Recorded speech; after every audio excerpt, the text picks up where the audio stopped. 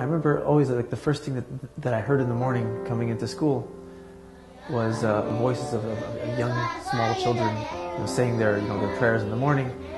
It was always like a very nice thing to start off your day that way.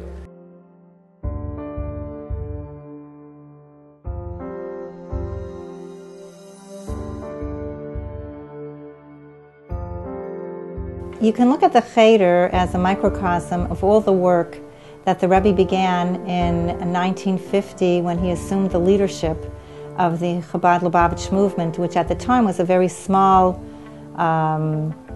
remnant after the Holocaust. And the Rebbe had a vision, and his vision was to make Jews who were not aware of their Judaism or not educated in their Judaism to become aware and to have feeling for it and to connect. I was expecting my fourth child, Mendel, so I made an appointment to ask the Rebbe for a blessing. I said that I'd like to ask the Rebbe for a bracha for education. And he looked up at me and he said, well, start your own school. So I said, whoa, I thought I've got to... At this point I was talking in Yiddish, and I knew I had to understand this very carefully to give my husband this bombshell.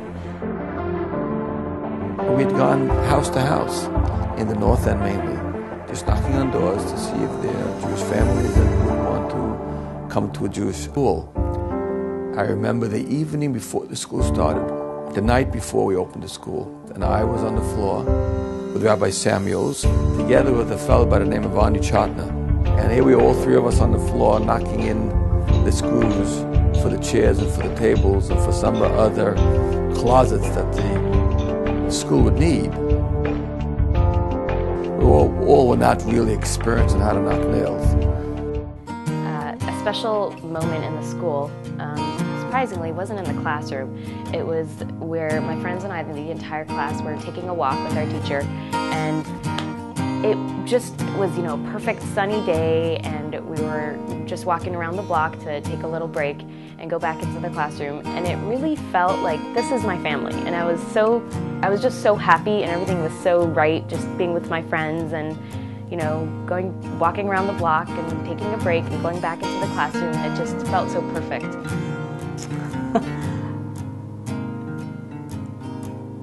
There's so many, I don't know. It was a great experience all in all. I mean, when I look at the school, I only think good thoughts.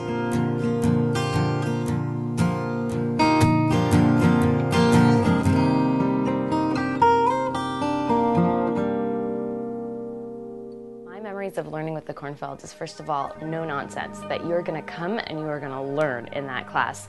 And Rabbi Kornfeld was famous for his no introduction, no conclusion classes, where he'd come in, no wasting time, just open up that book and start teaching, and we were all on the ball right away. No time to fool around, to pretend to get things or whatever, while he would do it, if someone would do an introduction. And that really, I think, was a lesson, just right down to business, and Mrs. Kornfeld was the same way, just getting to it. When I first arrived here to interview in the summertime, it was, my first impressions walking into this building, the Chabad house, was, wow, there can't be a school over here. And right away in my mind, I told myself, okay, we'll be here for a while, but we're going to move out. I didn't know when or how that was going to happen, but it happened. When the opportunity presented itself, that there was a possibility that we would be able to buy the space that we bought, the size, and I remember driving up and thinking, that's just amazing. We have the potential ability to have this kind of property. I think we were all in a bit of a daze. We had a little bit of time, really little bit of time, to get a certain amount of money procured from donors, and there was a mad rush to get people to stretch beyond their means to help us purchase what is going to be the opportunity of a lifetime for us. If we were to invent a beautiful campus, we couldn't have found one better than this. So we hope that this is going to be a magnet for Jewish people that are going to want to send their kids here. The school's always been an excellent school. Now we got a campus, and we plan on making this a first-class Jewish school, not just in the city of Seattle, but in America. There's this idea in Judaism that if there is something that is going to happen to you, you first have to do all the work, and then whatever it is will come to you. It's called hashgacha pratis. And so we just felt like we had to keep taking the steps, even though we didn't know how this was going to turn out or how we were going to come up with the funds. We just kept saying, let's just keep moving ahead, let's just move forward. And we did. And what happened was really one blessing after another. You know, all these hashgacha pratis, this way of the steps happening, it felt really like a tremendous blessing. And I call it the miracle building. Miracle on 85th Street. You talk miracle, that's a miracle. If you're not a believer, you made you a believer. It's hard to express how excited we were when we found out that Menachem Mendel Day School had acquired the property and was going to not only save the trees, but save the building. One of the things that excites us so much about this project with MMSC moving in is it kind of completes the history of Waldo Hospital.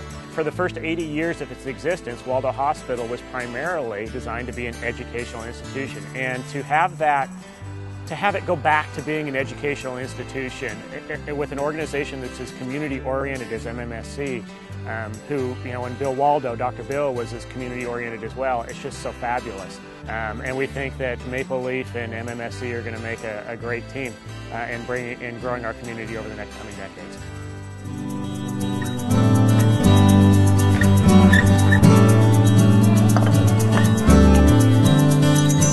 You walk into those classrooms, it's amazing.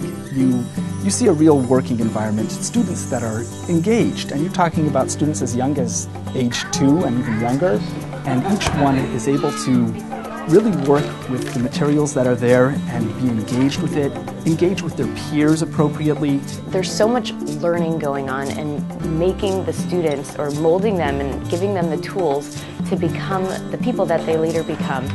And really, you can see everyone who has gone out of the school has really been contributing to their communities. What I'd like to see from any school is that they're grooming today's children and tomorrow's children to be our future leaders. And so those people have to be responsible to themselves and to others, and I like to see that happen. And so by supporting a school that provides that service, I'm in turn helping create tomorrow's leaders, indirectly. When I grow up, I'd like to be an author because I like to read a lot. When I grow up, I would like to be a fashion designer. I want to be a vet. I want to be a shlocha and a writer. When I grow up, I want to be an inventor. I want to be a graphic designer and an author. When I grow up, I want to be a policeman because I don't have a policeman suit. We'll probably want to have a daycare at my house. I want to be a policeman. A baker, because it's a fun thing to be. When I'm going to be grown up, I want to be a princess. I want to be a sheitel macher and a mother of 10 kids on shluchas. I want to be a teacher and a mom. I want to be an artist or an author. I want to be a hair cutter and a shlocha. And when I grow up, I want to be a dametzah. I want to be a teacher. A teacher and a shlocha. I want to be a princess. I really want to go on shluchas. I want to be an ice cream shop manager. I want to be an artist, a motorcycle man. I want to be a teacher, an Israeli soldier. I want to be a police. When I grow up, I want to be a Talmid Chacham because I'm a Jew. I think that when you give to a worthy organization, you know, you're repaid 100-fold. And not that you do it because of that, but you're repaid just in the feeling that you get. Just